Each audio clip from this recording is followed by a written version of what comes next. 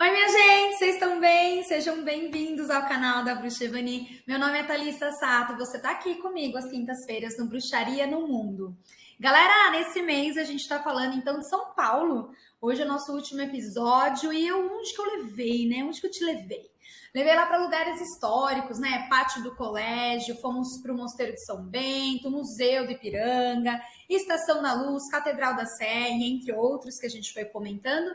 Mas sabe o que eu espero? Que eu tenha colocado uma sementinha do desejo, da vontade, do despertar, de repente ir em loco. Vai lá colocar a tua energia, né, à prova, vai entender seus cinco sentidos, vai fazer realmente essa bruxaria funcionar na hora certa. Vai lá, vai lá.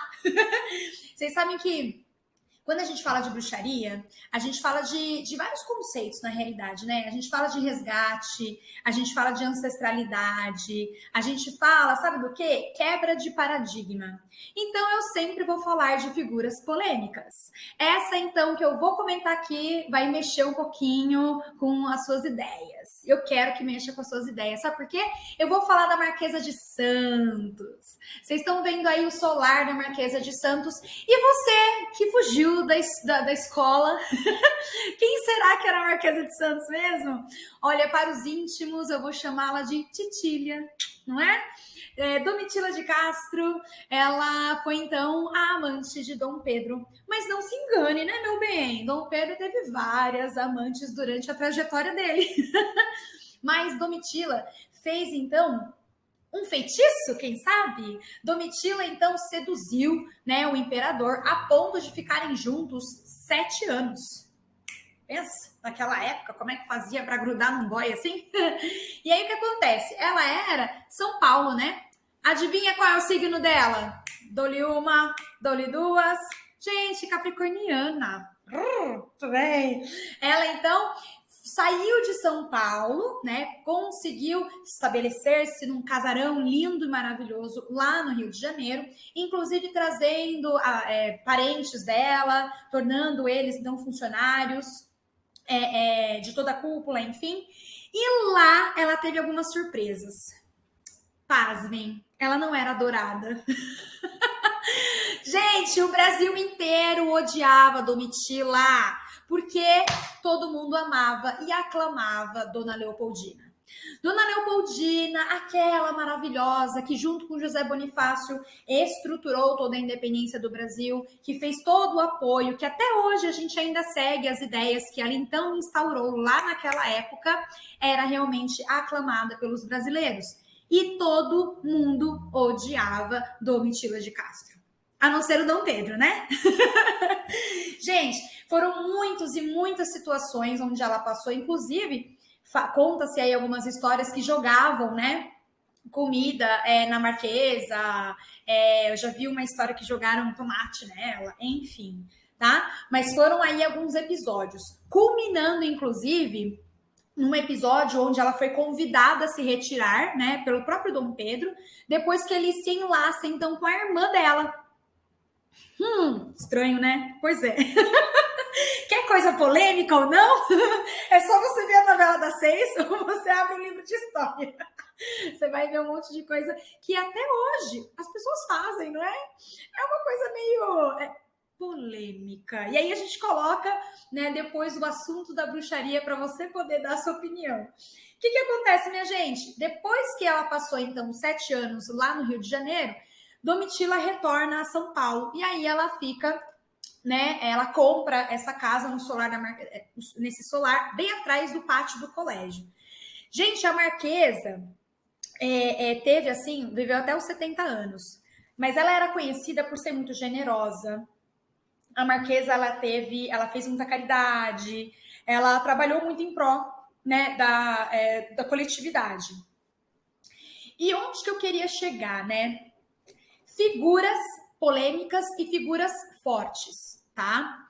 Eu vou relembrar aqui um pouquinho da história da Marquesa, que quando, então, ela teve o primeiro casamento, tá? Ela teve uma ameaça, né? Com o marido dela. Gente, 1797, começo de 1800, você acha que mulher ia ter voz? Não tinha. Mas ela foi lá e exigiu o divórcio. tá? Então ali ela já era uma mulher de postura, ela já tinha uma outra forma de conduzir a vida, ela já tinha um outro tipo de estratégia. Então, assim, fica atento, né? Às vezes a mulher é julgada pela forma como ela se coloca, ou quais, dependendo das intenções que ela tem, de repente ela vira, né, a figura do mal, né? E às vezes ela só tá exercendo o poder pessoal dela, as vontades dela, né? Então, antes da gente fazer um julgamento, o que bruxa faz? Analisa os fatos. Analisa tanto que, ó, eu vou aqui compartilhar com vocês algumas histórias de bruxas terem sido queimadas aqui no Brasil. Você sabia? Você sabia que a gente tem algumas histórias nesse sentido? Pois é, eu vou aí compartilhar a Bárbara dos Prazeres. É uma que foi julgada, né, aos 20 anos. Vocês sabem que a Bárbara dos Prazeres foi no Rio de Janeiro. Mas, ó, eu vou te contar uma aqui de São Paulo, já que a gente tá falando de São Paulo, né? Mima Renardi. A Mima, gente, ela era franco-brasileira. E ela tinha, então, um marido chamado René. E ela era uma mulher bonita, né? Então, imaginem, naquela época, na Vila de São Paulo, uma mulher bonita, chamava atenção. E aí, o que acontecia? Os homens queriam essa mulher. Só que quem que impedia de ficar com ela? O marido. Sabe o que os caras fizeram? Mataram o marido. E aí, como é que essa mulher naquela época ia sobreviver? Como é que ia fazer? Acabou indo para prostituição. E aí lá ela então foi acusada de fazer feitiçaria porque ela fazia os homens se apaixonarem por ela. Até que no final das contas ela foi executada numa fogueira pública. Gente, ai, como a vida é doida, né? Então vamos fazer o seguinte, antes de repente da gente queimar o amiguinho na fogueira, vamos analisar, né? Antes da gente jogar o tomate no amiguinho, na amiguinha, analisa um pouco. Vamos ver se de repente, só porque você tem opinião, só porque você tem postura, né? Não quer dizer que você, né, seja uma pessoa do mal, ou enfim, tá bom? Voltando aqui, então, nos lugares históricos, né? Eu vou comentar um pouquinho do Edifício Martinelli. Edifício Martinelli, gente, vendo as histórias, você tem aí 3 versões de Edifício Martinelli, e ele realmente marca a transição para a Era dos Arranha-Céus, tá? Ai, gente, tem tanta história desse lugar que é meio pesadinho, né? Ali tem desde história de usuários de droga, uma parte querendo fazer demolição, tem assassinato, então é meio intenso. Mas, tá, é um lugar que marca realmente, porque ele tem um visual bem lindo, tá? Eu não sei se deu para todo mundo ver essa fachada dele. Você que vai estar andando aí por São Paulo, se apaixone pela arquitetura. Gente, se apaixona pela arquitetura, porque cada fachada vai contar realmente uma história. Vocês sabem que eu estava fazendo investigação e várias partes de São Paulo tem muita influência italiana, muita influência francesa também e muita influência dos londrinos.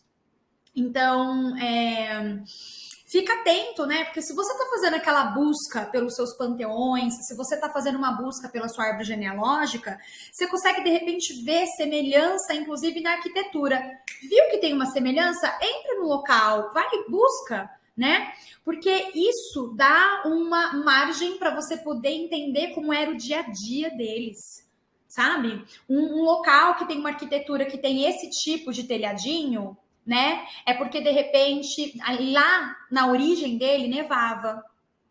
Então, as pessoas que estão aqui dentro fazem uma forma de racionamento, eles têm uma outra forma de lidar com dinheiro, porque em algum momento vai faltar. Porque lá na origem, tá? Vai ficar sem comida, porque vai ter 6 meses de temporada ruim, climática, e aí você não vai ter como desenvolver. Como que é o comportamento desse povo, então?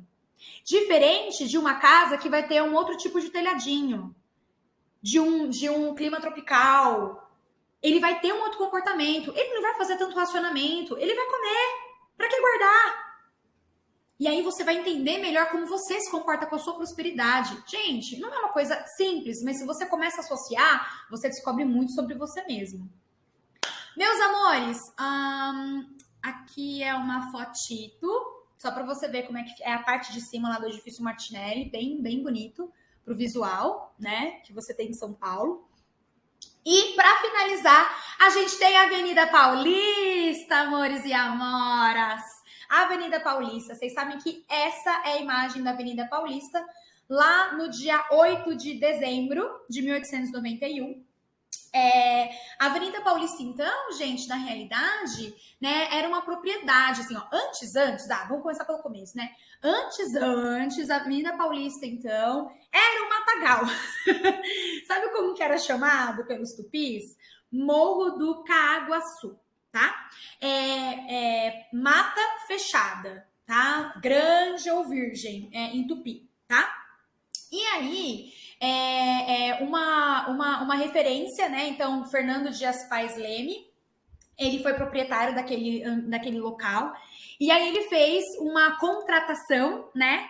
De um arquiteto que fizesse, então, como se fosse um boulevard, né? Então, inspirado na França, para você poder ter, né, a exposição das carruagens. Ele realmente pensou numa estrutura onde os barões do café puderam comprar ali, né, algumas das terras e construírem aqueles lugares espetaculares, que hoje, se você estiver andando na Paulista, olha como que é hoje, né, minha gente? Você só vai ver prédio. Em alguns lugares aí, você vai ver 3 ou 4 casarões do Barão de Café que restaram, tá? Mas, em sua grande maioria, virou o quê? Um polo financeiro. A Avenida Paulista, ela é uma referência enorme, né? Não só Brasil, mas América, porque quem não conhece, né? Ali você vai, o pessoal brinca, né? Que se você for de metrô, você vai do paraíso à consolação. Né? Então, ali na Avenida Paulista, você tem desde praças, bancos, você tem mídias, né? Você tem universidades, casa, tem gente que mora ainda, né? Então, realmente é uma cidade em uma rua, né? Fiquem muito atentos, porque se você, então, tiver o interesse de conhecer um pouco mais sobre São Paulo, a Avenida Paulista é um lugar obrigatório de você dar uma paradinha, tá? Ali também tinha um casarão da família Matarazzo. Gente, família Matarazzo é uma das famílias mais ricas, né? Que então instalaram-se ali. E a avenida é muito conhecida por ser pioneira em várias coisas. Então, instalações, né, início de tudo que é comércio, a gente observa ali naquele ambiente.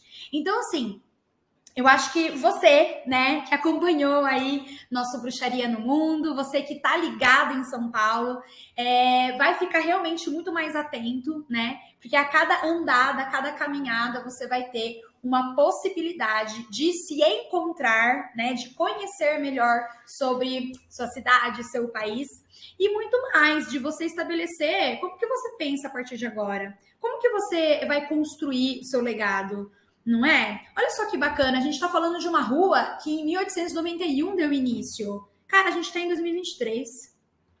Olha quanto tempo se passou e olha como que as coisas funcionam. Então, assim, é esse despertar que a gente quer que você tenha. Começa a olhar as coisas de um jeito diferente. Tá bom? Galera, eu espero que vocês tenham gostado. Esse foi o nosso encontro de hoje. Mas esperem que na semana que vem teremos novidades. Eu vejo vocês. Um beijo, até mais. Tchau, tchau.